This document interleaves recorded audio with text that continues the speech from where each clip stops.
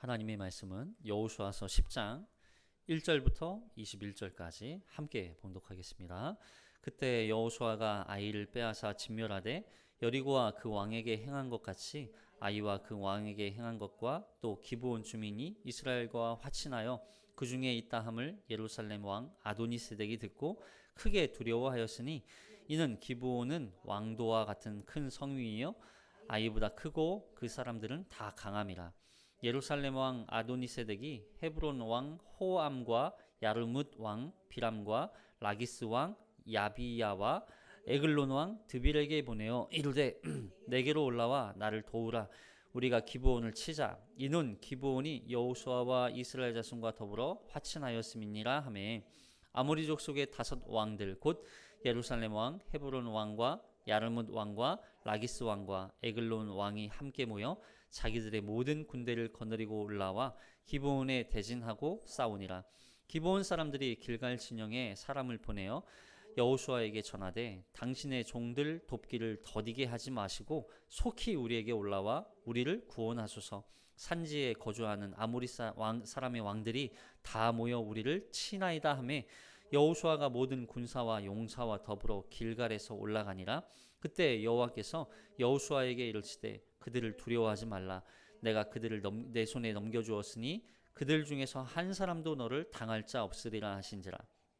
여호수아가 길갈에서 밤새도록 올라가 갑자기 그들에게 이르니 여호와께서 그들을 이스라엘 앞에서 패하게 하심으로 여호수아가 그들을 기브온에서 크게 살육하고 베토론에 올라가는 비탈에서 추격하여 아세가와 막게다까지 이르니라.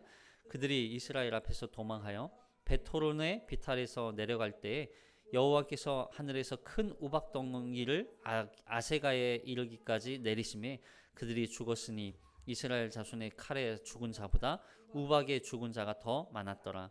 여호와께서 아모리 사람을 이스라엘 자손에게 넘겨주시던 날에 여호수아가 여호와께 아뢰되 이스라엘의 목전에서 이르되 태양아 너는 기브온 위에 머무르라. 달아 너도 아얄론 골짜기에서 그리할지어다 하매 태양이 머물고 달이 멈추기를 백성이 다 그 대적에게 원수를 갚기까지 하였느니라. 야살의 책에 태양이 중천에 머물러서 거기 종일토록 속히 내려가지 아니하였다고 기록되지 아니하였느냐. 여호와께서 사람의 목소리를 들으신 이 같은 날은 전에도 없었고 후에도 없었나니 이는 여호와께서 이스라엘을 위하여 싸우셨음이니라. 여호수아가 온 이스라엘과 더불어 길갈 진영으로 돌아왔더라. 그 5 왕들이 도망하여 막게다의 굴에 숨었더니 어떤 사람이 여호수아에게 구하여 이르되 막게다의 굴에 그 5 왕들이 숨은 것을 발견하였나이다 하니 여호수아가 이르되 굴 어귀에 큰 돌을 굴려 막고 사람을 그 곁에 두어 그들을 지키게 하고 너희는 지체하지 말고 너희 대적의 뒤를 따라가 그 후군을 쳐서 그들의 자기들의 성읍에 들어가지 못하게 하라.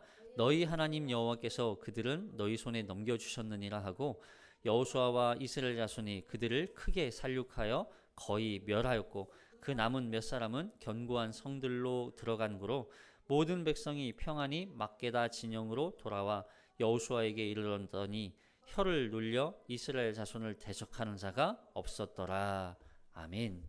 이 말씀에 은혜 있으시기 바랍니다. 지난 시간에 우리는 여호수아와 또 이스라엘이 이 여리고 성과 아이 성을 이제는 진멸시켰다는 소식을 들었던 이 가나안 족속들. 그러자 이 가나안 족속들이 그 위기를 느끼고 그들 스스로 이제는 연합하기 시작했죠. 그래서 연합군을 형성합니다. 그래서 여호수아와 이스라엘을 대적하기 위해서. 그러나 그중 히위 족속의 기브온이라고 하는 주민 사람들, 그 기브온 사람들이 아무리 연합군을 형성한다 할지라도 여호수아를 대적한다 할지라도 그것이 불가능할 거라는 것을 그들은 깨달았던 것 같아요. 그래서 그 계책으로 거짓으로 이 여호수아와 이스라엘을 속여서 이스라엘과 맹세 또 평화 조약을 맺게 되죠.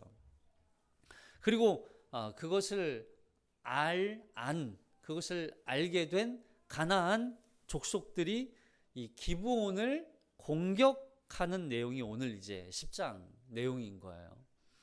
자, 우선 1절부터 한번 볼까요?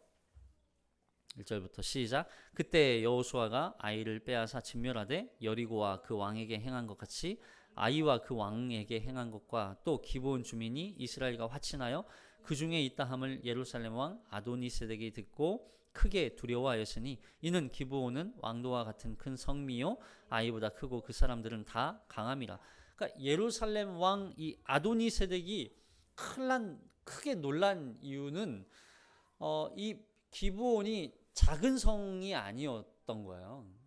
기브온이라고 하는 지역이 큰 성, 아이보다 큰 성이었고 더군다나 거기에 살고 있었던 이 사람들은 강한 사람이었다는 거예요. 그만큼 이들은 군사력도 있고 충분히 이 가나안 족속들과 연합해서 이스라엘 백성들과 여호수아와 대적해 싸우면 좀 가능성이 좀 보일 수 있는, 그래서 이러한 이 기브온 사람들이 주민들이 이스라엘과 화친했다는 소식을 들었던 이 아도니세덱은 정말 크게 놀라지 않을 수 없었던 거죠. 그러니까 이거는 또 더군다나 가나안 족속, 자기 족속들에 대한 배반이잖아요. 반역이고. 그러니까 배반을 하고 배신을 하고 이스라엘 편에 섰다는 건 이들은 정말 엄청난 충격을 받을 수밖에 없었어요. 그래서 이 아도니세덱이 이 아말론이라고 하는 이 아모리 족속들, 특히 이 예루살렘 주변이 이 아모리 족속 안에 속해 있었는데 이 아모리 족속들에게 이 기브온을 치자고 공격하자고, 기브온 주민 사람들을 공격하자고 이제 이야기를 하고 있는 것이죠. 자, 3절 보시면 시작. 예루살렘 왕 아도니세덱이 헤브론 왕 호암과 야르뭇 왕 비람과 라기스 왕 야비야아와 에글론 왕 드빌에게 보내어 이르되 내게로 올라와 나를 도우라. 우리가 기브온을 치자. 이는 기브온이 여호수아와 이스라엘 자손과 더불어 화친하였습니다. 아멘. 그렇죠? 그래서 아모리 족속의 왕들이 함께 이제는 모여요. 그러니까 아모리 족속이 여기 사진의 그림에 보시면 아모리 족속이라고 되어 있지만 사실은 아모리 족속뿐만 아니라 다른 지역 족속 사람들도 이 왕들도 같이 이제 포함이 되어 있기도 해요. 그러나 어쨌든 이 아모리 족속 5 왕들이 연합해서 기브온이라고 하는 주민을 이 지역을 공격하게 되죠. 보세요. 지금 이 여호수아와 이스라엘 백성들은 지금 어디에 진을 치고 있냐면 계속 길갈에 있어요. 길갈에 있으니까 이들이 이렇게 길갈 지역에 머무르고 있으니까 지금 이 여호수아와 이스라엘 백성들이 오기 전에 빨리 이 기브온을 공격하면 기브온 사람들이 이스라엘과 여호수아와 맺었던 이 화친 조약이 깨지게 될 거라고 이제 그들은 여겼던 거죠. 그래서 자, 여기 5 왕들이 어느 지역이에요? 여기 사진에 보면, 그림에 보면, 자, 기브온이 지금 여기 있죠. 위에 있죠. 아이성 옆에 기브온이 있고 그 밑에가 바로 예루살렘. 예루살렘은 지금 우리가 성경에서 이 주로 신약 성경의 중심지가 되는 이 예루살렘 그 성 지역이에요. 그리고 그 밑에 헤브론 지역이 있고, 그리고 그 옆쪽에 야르뭇이라고 하는 왕이 있고, 그리고 라기스 왕이 있고, 에글론 왕이 있고. 그러니까 지금 이곳이 아모리 족속의 땅이지만 옆에 이 다른 족속과 조금 이렇게 관계는 돼 있는 지역들이거든요. 결국 연합군에 의해서 기브온이 절체절명의 이 위기 가운데 놓이게 되었어요. 그리고 그럼 이 기브온 족속들, 기브온 주민들이 이 연합군들이 쳐들어올 때 이걸 막아낼 수 있는 사람들이 지금 있습니까? 없습니까? 없죠. 그러니까 아무리 이걸 막아내려고 해도 방도가 없자 그들이 화친 조약을 맺었던 누구? 여호수아와 이스라엘 백성들에게 지금 도움을 요청하고 있는 거예요. 자, 그래서 빨리 여호수아에게, 이스라엘에게 도움을 요청해라. 그래가지고 길갈로 사람을 보냅니다. 자, 여기 6절 시작. 기브온 사람들이 길갈 진영에 사람을 보내어 여호수아에게 전하되 당신의 종들 돕기를 더디하지 마시고 속히 우리에게 올라와 우리를 구하소서. 산지에 거주하는 아모리 사람의 왕들이 다 모여 우리를 치나이다 하매 여호수아가 모든 군사와 용사와 더불어 길갈에서 올라가니라. 도움을 요청하니까 올라가죠. 근데 여기 보세요. 여기 뭐라고 그래요? 자신들을, 기브온 사람들이 자신들을 뭐라고 표현하냐면 당신의 종들이라고 얘기해요. 종들. 그러니까 기브온은 이 이스라엘과 여호수아와 함께 화친 조약을 맺었지만 이 화친 평화 조약 그리고 맹세, 이건 단순히 평화, 너와 나와 싸우지 말고 친하게 지내자, 이런 정도의 화친 조약이 아니라 이건 주종 관계가 형성되는 거예요. 주인과 종의 관계. 그래서 주종 관계가 형성된다는 건 무슨 얘기냐면 주인은 이 종이 누군가로부터 다른 어떤 세력으로부터 공격을 받거나 위기 가운데 있으면 이 주인은 반드시 도와줘야 되는 그런 책임이 있어요. 이게 주종 관계예요. 이게 누구와 형성된 관계로 이어집니까? 이게 우리와도 똑같죠. 하나님과 우리는 무슨 관계예요? 주종 관계예요.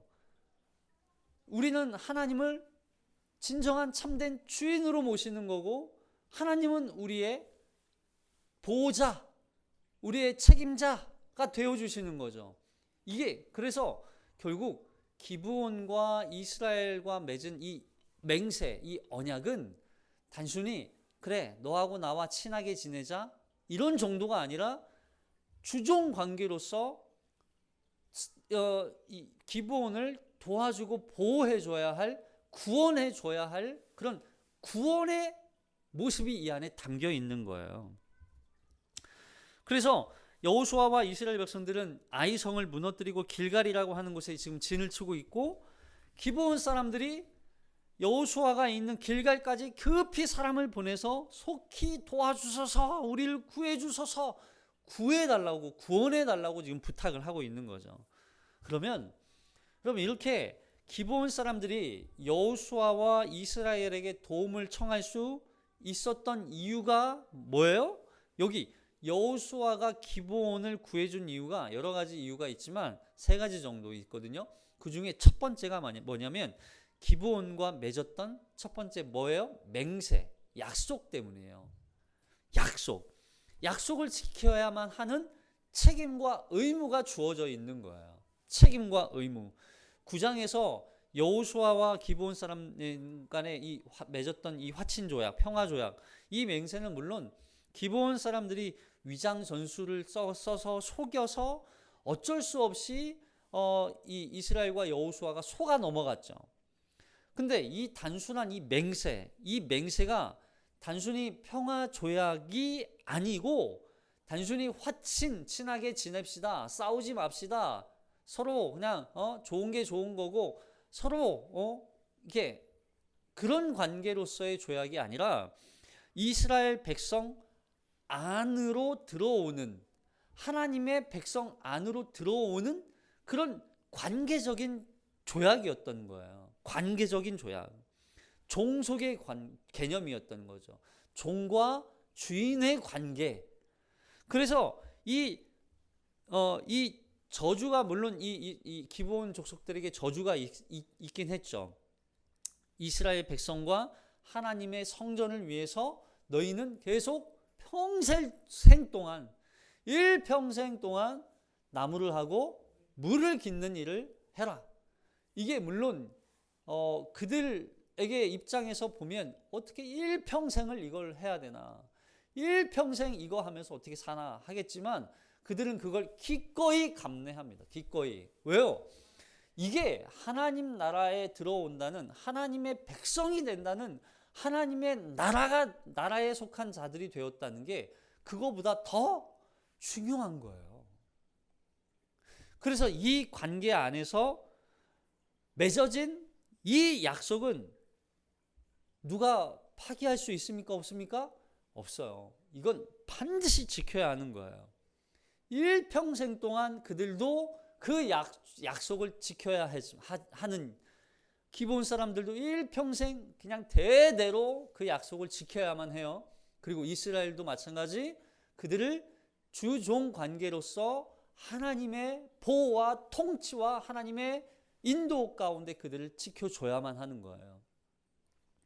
그래서 이 약속은요, 뭐에 기초되어 있냐면 헤세드 사상에 근거되어 있어요. 헤세드. 그러면 헤세드가 뭐냐면 긍휼, 자비, 은혜, 뭐 이런 말이지만 이건 한 번 맺은 약속을 끝까지 지킨다는 그 신실성에 있어요. 신실성. 하나님께서 우리를 사랑하셔요. 우리에게 긍휼을 베푸세요. 우리에게 자비를 베푸세요. 왜요? 하나님이 우리의 아버지 되어 주신다고 약속하셨기 때문이에요. 하나님이 우리의 구원자가 되어 주신다고 약속하셨기 때문에 그 약속, 하나님이 말씀하신 그 말씀에 대한 약속을 하나님이 지키기 위해서 헤세드를 베푸시는 거예요. 신실하게, 변함없이. 그래서 하나님의 헤세드 하면 바로 하나님의 끝없는 사랑, 하나님의 변함없는 사랑, 하나님의 그 무한한 사랑, 하나님의 그 영원한 사랑이라고 부르는 거예요. 그래서 하나님의 그 사랑에 기초한 약속 때문에 우리를 버리십니까? 버리지 않으십니까? 버리지 않으시는 거예요. 하나님은 단 한순간도 우리를 잊어본 적도 없으시고 하나님은 단 한순간도 우리를 버리신 적이 없어요. 왜요? 그 약속 때문에. 이게 약속, 맹세. 기브온과 이스라엘과 맺은 그 약속은 그냥 단순히 화친 정도가 아니에요. 친하게 지냅시다가 아니에요. 내가 너를 보호해 줄게. 너는 내 안에 들어와. 너는 내 자녀야. 여러분, 그래서 우리가 하나님의 자녀야, 하나님의 백성이야 되는 순간 우리는 하나님의 보호 아래, 하나님의 인도 아래 살아가는 거예요. 그 누가 우리를 하나님의 사랑으로부터 끊을 수 있으랴? 아무도 끊을 수 없다는 거예요. 그 사랑, 헤세드의 사랑이 우리에게 주어지는 것이기 때문에. 그래서 우리는 그 사랑에 기초한 하나님의 백성으로 우리는 도우심과 보호하심 가운데 살아가는 거예요. 이게 약속이었어요. 여러분, 그리고 이 기브온과 이스라엘 백성이 이 맺은 맹세는 어디로부터 항상 이 성경에서 전해져 내려오는 이 약속이 영원한 하나님의 약속이죠. 보세요. 아담의 범죄 후에 하나님께서 구원의 최초의 구원의 메시지를 하나님께서 선포해 주시죠. 뭐라고요? 여자의 후손이 사단의 머리를, 뱀의 머리를 깨뜨린다. 이 약속이 출발되었죠. 그리고 아브라함과 맺은 언약, 그 맹세를 통해서 하나님의 언약 백성 되게 하겠다. 그리고 애굽에서 건져 약속의 땅에 인도하셔서 그곳에서 내 계명을 지키며 내가 보낼 메시아를 기다리며 너희는 하나님의 자녀, 하나님의 백성으로 살아가라. 그리고 그 약속이 비로소 언제 완성됩니까? 마태복음에서. 자, 마태복음 1장 21절. 그 아들 예수 그리스도를 보내심으로 말미암아 그 약속이 성취되는 거예요. 자, 마태복음 1장 21절 시작. 아들을 낳으리니 이름을 예수라 하라. 이는 그가 자기 백성을 그들의 죄에서 구원할 자이심이라 하니라.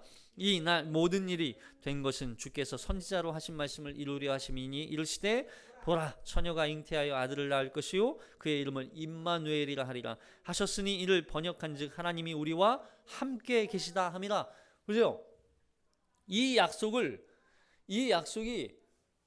우리 인간의 요청으로 하나님이 약속하신 겁니까? 아니면 하나님이 친히 당신의 의지와 당신의 계획과 당신의 섭리로 약속을 하신 겁니까? 하나님이 하신 거예요. 인간은요, 이런 약속을 요구할 수도 없어요. 왜요? 인간은 그냥 죄로 이미 죽은 자이기 때문에요. 마귀의 자식으로 멸망받을 존재이기 때문에 그 약속 자체를 요구하지도 않아요. 아니, 요구할 수도 없어요. 이게 인간의 정체예요. 단 한 번도 하나님의 약속을 또한 지킨 적도 없어요. 그런데 그럼에도 불구하고 하나님께서 우리를 불쌍히 여기셔서, 우리를 긍휼히 여기셔서, 이게 헤세드죠.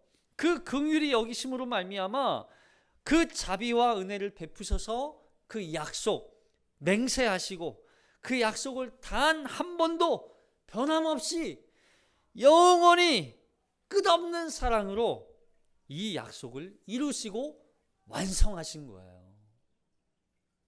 이게 예수 그리스도예요. 그러니까 하나님이 우리와 함께 하신다고 하셨던 그 약속도 우리가 요구한 게 아니에요. 하나님이 우리에게 약속으로 그 약속을 성취하신 거예요. 물론 이 기드온의 입장에서 보면은 기드온이 이스라엘 백성들을 속이면서까지 평화 조약을 맺은 것은 잘못된 거죠. 이렇게 맺은 조약은 불합리적이고 공정해 보이지 않아요. 그럼에도 불구하고 이렇게까지 속인 이유가 뭐예요? 그들의 생존이 걸린 문제이기 때문에, 그들의 생명이 걸린 문제이기 때문에 그들은 이렇게까지 할 수밖에 없었던 거예요. 여러분, 만약에 우리의 이 생명이 걸린 문제라면, 그것도 영원한 생명이 걸린 문제라면 여러분 이렇게 안 하시겠어요? 하나님께 매달리지 않겠냐고요. 하나님께 은혜를 구하지 않겠냐고요. 그 영원한 심판, 그 영원한 형벌, 그리고 반대로 영원한 생명, 둘 중에 하나를 얻어야 한다면 생명을 얻어야죠. 그렇다면 하나님의 은혜를 구하는 거예요. 하나님께 자비를 구하는 거예요. 하나님께 매달리는 거예요. 그래서 이 성경을 통해서 기본과 같이 하나님 앞에 은혜를 구하고 나는 당신의 종입니다라고 그렇게 불쌍히 여겨달라고 하나님께 은혜를 구하며 나아가는 거, 그게 구원이죠. 구원을 갈망하는 거예요. 그러나 그렇다고 해서 그게 우리의 노력으로 얻어지는 게 아니에요. 왜요?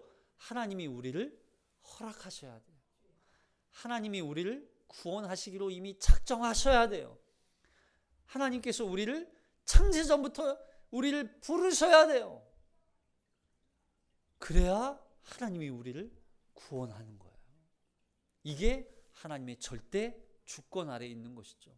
그럼에도 불구하고 우리는 끝까지 하나님의 은혜를 구하는 거예요. 끝까지.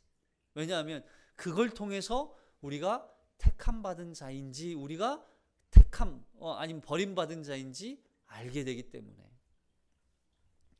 자, 그러면 두 번째, 기본이 이렇게 여호수아와 이스라엘에게 자신들을 구해달라고 요청할 수 있었던 이유, 두 번째는 뭐냐면 기브온이라고 하는 지역, 그리고 기브온 사람들의 중요성이에요. 왜냐하면 기브온은 가나안 지역에서 매우 중요한 성읍이에요. 기브온이 이스라엘과 화친 조약을 맺기 전에는 다른 나라 왕들과 동맹 관계, 그래서 연합국 형성할 수 있는 그런 나라였죠. 그런데 기브온이 이스라엘과 회친을 맺게 된 사건을 통해서 이 아도니세덱이 깜짝 놀란 만큼 이 지역은 굉장히 중요한 지역이었고 굉장히 이들은 강한 민족이었어요. 그럼에도 불구하고 자신들의 민족을 배신하기까지 이스라엘 백성과 화친할 수 있었던 건 이 기브온을 통해서 지금 보세요. 이 아모리 족속 그리고 이 가나안 족속들이 연합해요. 참 감사하죠. 왜요? 일일이 막 쫓아가면서 이 족속들을 공격하고 진멸시키지 않아도 그냥 그들 스스로 모여서 이 죽기 위해서 오니까 얼마나 감사해요. 네, 그런 역할을 감당할 수 있는 그런 기브온의 지리적 위치도 중요하고 이들이 그만큼 가나안 사람들의 사기를 꺾을 수 있는 그런 중요한 사람들이었다는 것이죠. 이로 인해서 가나안 왕들의 연합해서 기브온을 공격할 때 가나안 왕들을 한 방에 제압할 수 있는 그런 중요한 요충지였던 거예요. 그리고 세 번째로 보세요. 이 기브온 전쟁을 통해서 이들에게 이 전쟁이 누구의 전쟁인지를 보여줘요. 누구의 전쟁이에요? 이 전쟁은 하나님의 전쟁이라는 걸 보여주는 거예요. 여호와께서 이스라엘을 위하여서 싸우신다 그래요. 야, 두려워하지 마. 너를 공격할 수 있는, 너를 무너뜨릴 수 있는 존재는 아무도 없어. 무슨 얘기예요? 이 전쟁은 하나님이 함께 하시는 전쟁, 하나님의 전쟁이라는 걸 이 가나안 땅 모든 왕들에게 보여주는 사건이에요. 하나님이 이 전쟁에서 싸우시겠다는 거예요. 그러니까 두려워하지 마라, 담대하라, 올라가라. 여러분, 내가 뭔가를 하려고 하면 내가 뭔가를 이루려고 하면 내가 뭔가를 해야만 한다고 하면 항상 두려움이 찾아와요. 걱정이 앞서요. 낙심이 낼 때도 있어요. 자신의 상태를 너무나 잘 알거든요. 나는 도저히 그걸 할 수 없는데 그걸 할 수 없는 내가 너무나 연약하다는 걸 너무나 잘 알게 되는 거예요. 그러나 이 전쟁이 여호와 하나님의 전쟁이라는 것을 안다면 내가 연약하더라도 내가 부족하더라도 하나님이 이 전쟁 가운데 반드시 하나님께서 승리하게 하실 거라는 걸 믿을 수 있게 되는 거예요. 그래서 이 전쟁이 내 전쟁이 아니라는 걸 그분께 맡겨드리는 거죠. 이 전쟁이 내가 하는 전쟁이 아니라 하나님의 전쟁이라는 걸 맡겨드릴 때 비로소 나는 그 앞에 순종할 수 있어요. 그 앞에 충성하기만 하면 되는 거예요. 하나님이 싸우시는 이 전쟁 가운데 그 승리도 하나님이 주실 것이기 때문에 그 승리의 기쁨을 미리 알면서 싸우는 거예요. 미리 알면서. 여러분, 우리 이제 또 지금 축구 경기가 또 아시아원컵이 또 시작되거든요. 여러분, 만약에 대한민국이 결승전에서까지 올라가서 만약에 일본을 만났다. 근데 일본을 만나는데 승리했다. 이 소식을 미리 알면 지금 막 마음을 졸이면서 막 새벽에 밤에 막 그 경기를 막 기다리면서 간절한 마음으로 걱정하면서 그 경기를 보겠습니까? 그렇게 보겠어요? 안 그러죠. 왜요? 이미 우승했다니까요. 이미 우리나라가 우승했다고요. 그러면 마음을 졸일 필요가 있어요, 없어요? 없어요. 마찬가지예요. 그럼 영화의 결말을 알면 그 영화가 너무 시시해져요. 그러지 않을까요? 여러분, 만약에 이 전쟁의 승패가 하나님 손에 달려있고 하나님에 의해서 이미 승리한 전쟁이라는 걸 안다면 그럼 이 전쟁에 두려움이 있겠습니까? 없죠. 내 연약함에 대한 내가 할 수 없다는 어떤 그런 좌절감에 빠지겠습니까? 아니에요. 더 담대하게, 더 기쁨으로 이 전쟁에 참여하는 거예요. 두려워하지 마라. 놀라지 마라. 내가 너와 함께함이라. 내가 너를 도와주리라. 내가 너의 오른손으로 너를 붙들리라. 여러분, 하나님이 우리와 함께 하신다고 이미 말씀하셨으면 그건 이미 이루어진 사건이나 마찬가지예요. 이 땅 가운데 믿음으로 살아가는 우리 인생 가운데 하나님이 우리와 함께 하시겠다고 말씀하셨으면 이미 끝난 전쟁이라고요. 두려워하지 말라는 거예요. 그 두려움으로 말미암아 마침내 이루어진 하나님의 나라, 그 땅에 나는 이미 들어간 거나 마찬가지. 낙심하지 말고 좌절하지 말고 다시 일어날 수 있고 다시 싸울 수 있고 다시 그 승리의 기쁜 소식을 누릴 수 있는 거예요. 그게 하나님의 전쟁인 거예요. 그래서 8절에 여호와께서 하나님께서 두려워하지 말라 말씀하시죠. 8절 시작. 그때 여호와께서 여호수아에게 이르시되 그들을 두려워하지 말라. 내가 그들을 내 손에 넘겨주었으니 그들 중에서 한 사람도 너를 당할 자가 없으리라. 한 사람도 너를 당할 자가 없으리라. 한 사람도. 두려워하지 말라는 거예요. 하나님께서 여호수아에게 두려워하지 말라 항상 계속 말씀하시죠. 내가 그들을 내 손에 넘겨주었다. 한 사람도 너를 당할 자가 없다. 아니 이상하지 않아요? 지금 여호수아가 기브온과 화친 맹세를 했을 때 하나님께 물어봤습니까? 물어보지 않았습니까? 물어보지 않았어요. 그럼 하나님이 여호수아를 혼내셔야 되는 거 아니에요? 기브온을 위해서 지금 여호수아가 지금 올라가요. 올라가요. 그러면 하나님이 야 너 뭐해? 너 지금 기브온을 위해서 왜 싸우는 거야? 기브온이 널 속여가지고 지금 내 이름을 나와 약속한 내가 너에게 명령한 말씀을 지키지도 않고 너 뭐 하는 거야? 이러면서 하나님께서 여호수아에게 혼을 내셔야 되는 거 아니에요? 근데 하나님은 여호수아에게 더 담대하라고 말씀하세요. 그들과 위해서 더 싸우라고 말씀하세요. 왜요? 이 전쟁은 누구의 전쟁이기 때문에? 하나님의 전쟁이기 때문에. 하나님의 전쟁이기 때문에. 자, 여호수아가 밤새 길갈에서 기브온까지 올라가서 싸워요. 자, 이제 9절 볼게요. 12절까지. 9절부터 12절까지 시작. 여호수아가 길갈에서 밤새도록 올라가 갑자기 그들에게 이르니 여호와께서 그들을 이스라엘 앞에서 패하게 하심으로 여호수아가 그들을 기브온에서 크게 살육하고 베토론에 올라가는 비탈에서 추격하여 아세가와 막게다까지 이르니라. 그들이 이스라엘 앞에서 도망하여 베토론의 비탈에서 내려갈 때에 여호와께서 하늘에서 큰 우박덩이를 아세가에 이르기까지 내리심에 그들이 죽었으니 이스라엘 자손의 칼에 죽은 자보다 우박에 죽은 자가 더 많았더라. 그들이 이스라엘 앞에서 도망하여 베토론의 비탈에서 내려갈 때에 여호와께서 하늘에서 큰 우박덩이를 아세가에 이르기까지 내리시니 그들이 죽었으니 이스라엘 자손의 칼에 죽은 자보다 우박에 죽은 자가 더 많았더라. 뭐요? 계속 우박에 죽은 자가 많았더라.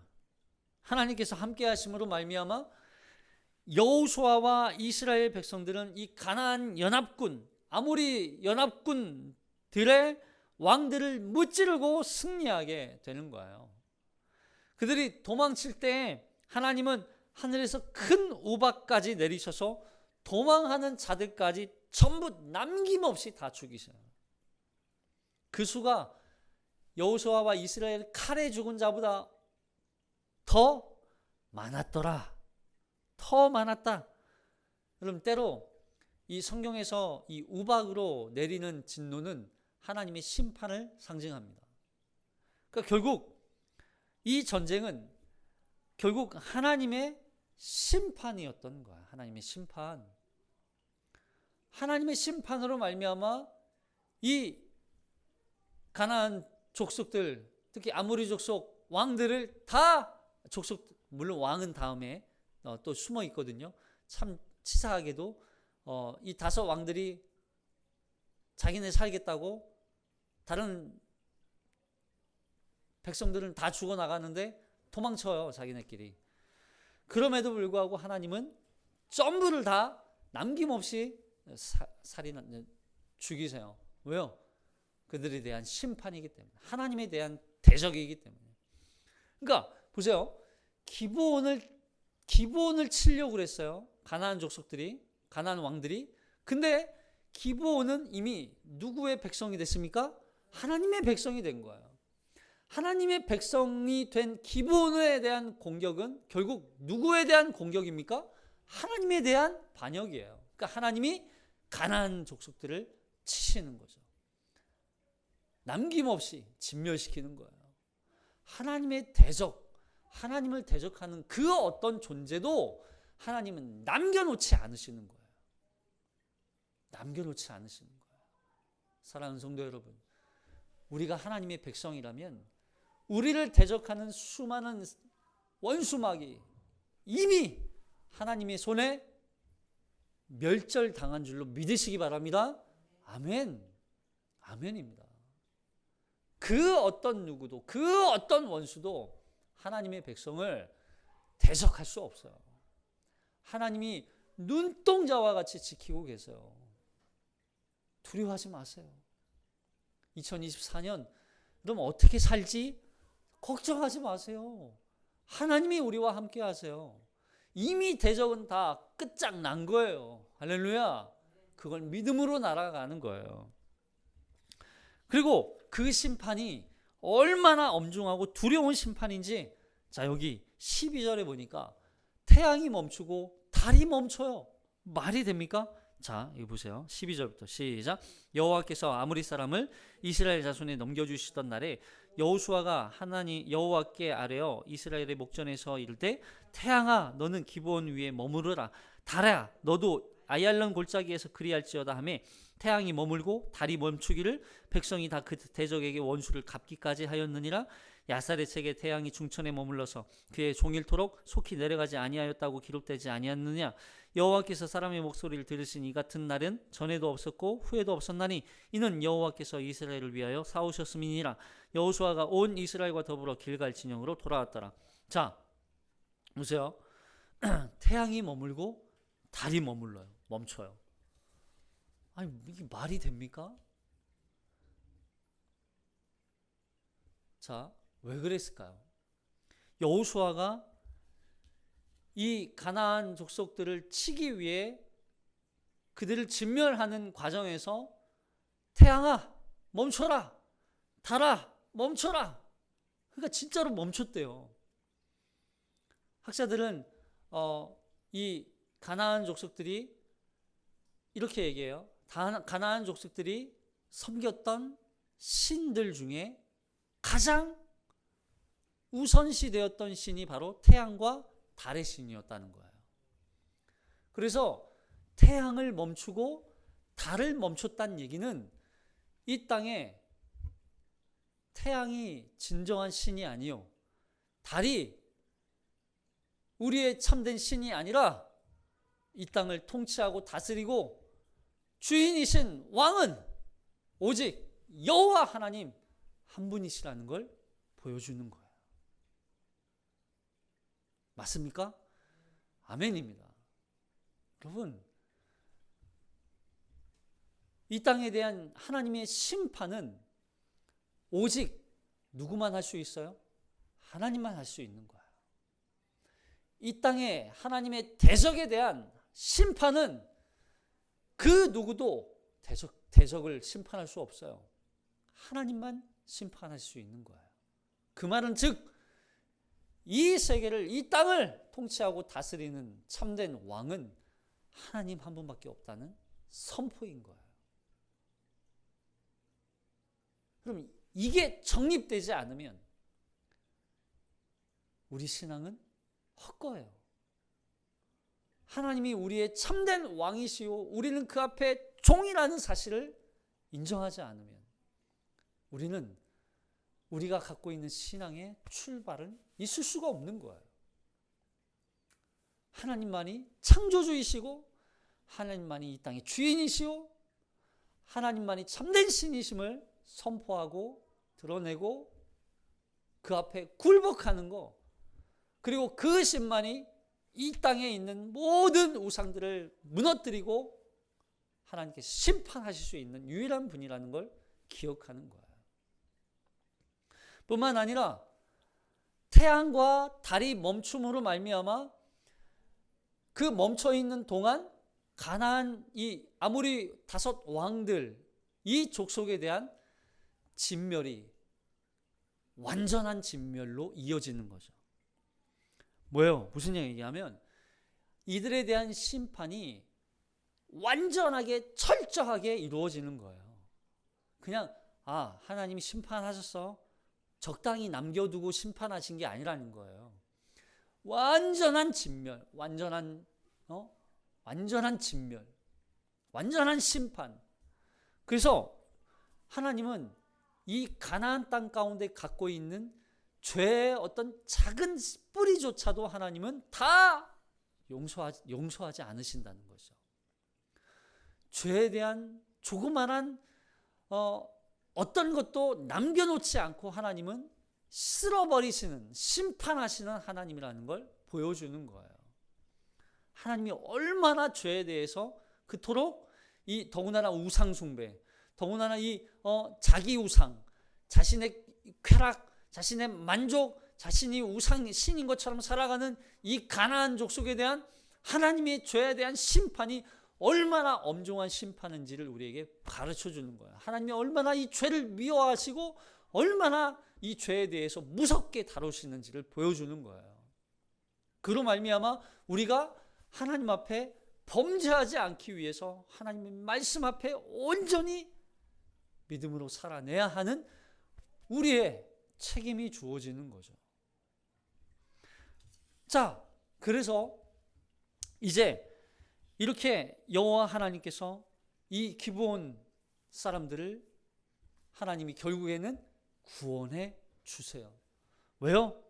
말씀드렸죠. 결국 이 하나님의 심판이 얼마나 두려운 심판인지 아주 철저하게 하나도 남김없이 이 땅의 죄악에 대한 하나님의 심판이 이루어지는 것을 볼 수 있어요. 여러분, 아무리 5 왕들도 하나님이 결국에는 찾아내서 다 어떻게 하실까요? 도륙하세요. 이 말씀만 한번 읽어볼까요? 16절부터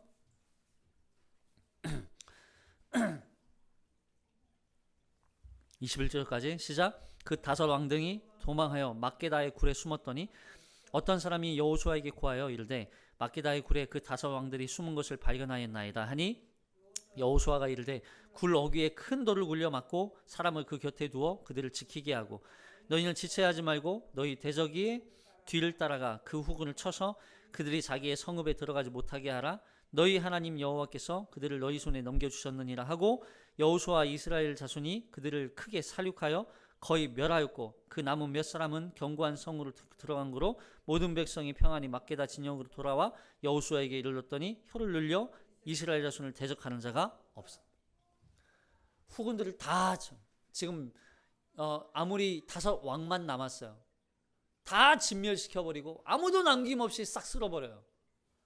그리고 마지막에 혀를 놀려 이스라엘 자손을 대적하는 자가 없었더라. 모든 대적들을 다 쓸어버리시는 거예요. 왜요? 하나님의 진노, 하나님의 심판이, 하나님의 죄에 대한 심판이 얼마나 가중한지 이걸 보여주는 거죠.